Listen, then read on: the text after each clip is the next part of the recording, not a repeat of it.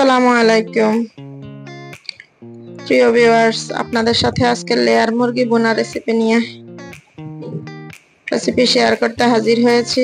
দেখুন, এর জন্য আমি 2 কেজির একটা লেয়ার চিকেন কেটে দিয়ে পরিষ্কার করে নিয়েছি। এর মধ্যে আস্ত মশলা দিয়েছি, 2টো কালো এলাচ, 3টা সাদা এলাচ, 2 টুকরা দারচিনি, 2টা তেজপাতা ছোট টুকরা করে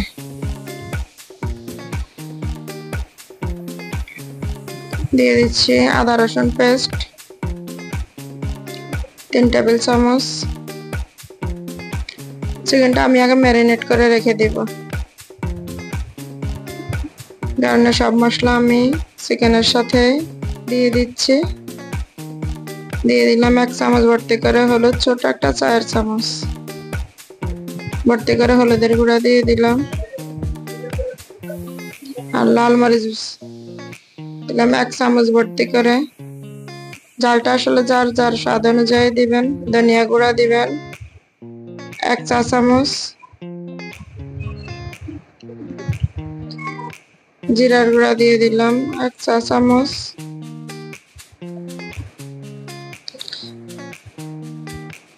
দিয়ে দিলাম গরম মশলা গুঁড়া 1 চা চামচ, আর স্বাদ মতো লবণ এখানে আমি 1 চামচ দিয়েছি। প্রয়োজনে বুঝে আবার অ্যাড করব। এরপরে দিয়ে দিলাম কিছু কাঁচা পেঁয়াজ, 1 কাপ পরিমাণ হবে। আর দিয়ে দিলাম 1/2 কাপ পরিমাণ সরিষার তেল।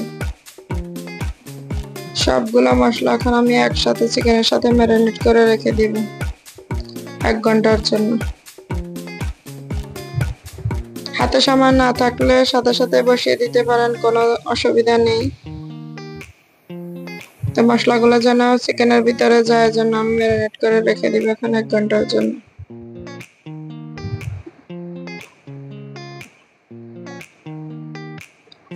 এক ঘন্টা পর আমি এখন চুলা প্যান বসিয়ে দিয়েছি।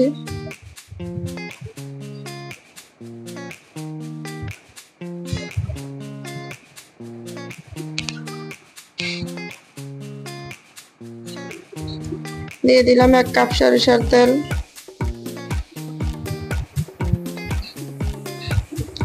সরিষার তেলটা গরম হতে আমি দিয়ে দিলাম 1 কাপ পেঁয়াজ,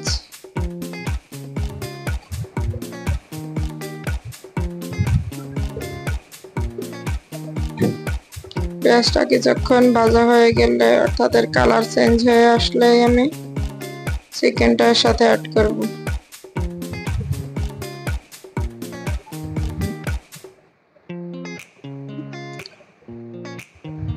পেঁয়াজটা ব্রাউন করে ভেজে নিয়েছি। এখন দিয়ে দিলাম আমি ম্যারিনেট করা চিকেন।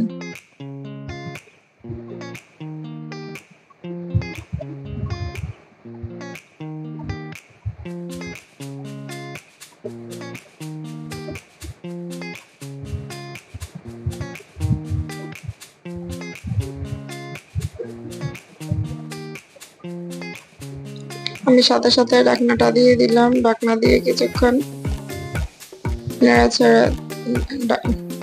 ঢাকনা দিয়ে কিছুক্ষণ রেখে দিলাম। এরপর আমি ঢাকনাটা উঠিয়ে নেড়েচেড়ে নিচ্ছি।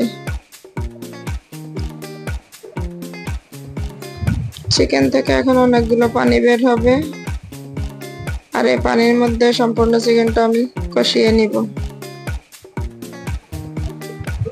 দেখুন, তেল প্রায় সেপারেট হওয়া শুরু করেছে। চিকেনটাও আমার কষানো প্রায় হয়ে গিয়েছে।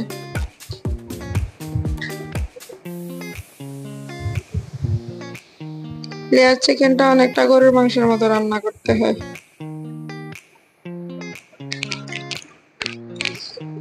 আর ভালোভাবে কষানো না হলে এর আসল স্বাদটা আসলে বোঝা যায় না। এখন আমি গরম পানি অ্যাড করে দিচ্ছি চিকেনের সাথে। একটু নেড়েচেড়ে আবারও ঢেকে দেব। আমি চুলার আঁচ কমিয়ে রান্না করব 1 ঘন্টা 20 মিনিট।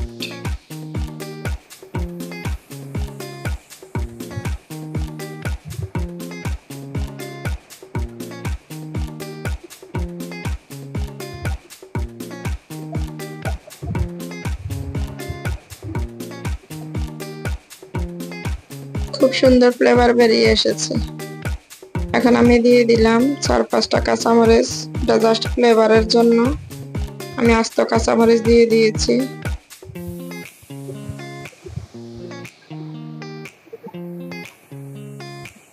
ভুনা হয়ে আসলে আমি দিয়ে দিব ভাজা জিরার গুঁড়া।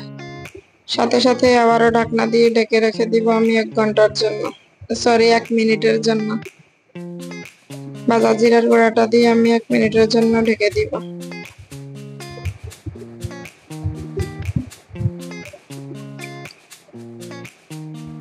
দেখুন আমার লেয়ার মুরগি ভুনা কতটা অ্যাট্রাকটিভ লাগছে। গরম ভাতের সাথে, সাদা পোলাওয়ের সাথে, রুটির সাথে, আপনারা চাইলে যার যেমন ইচ্ছা তার সাথেই খেতে পারেন, কোনো অসুবিধা নেই। যার যেরকম পছন্দ সেভাবেই খাবেন। বাসায় অবশ্যই ট্রাই করবেন। আল্লাহ হাফেজ, আসসালামু আলাইকুম।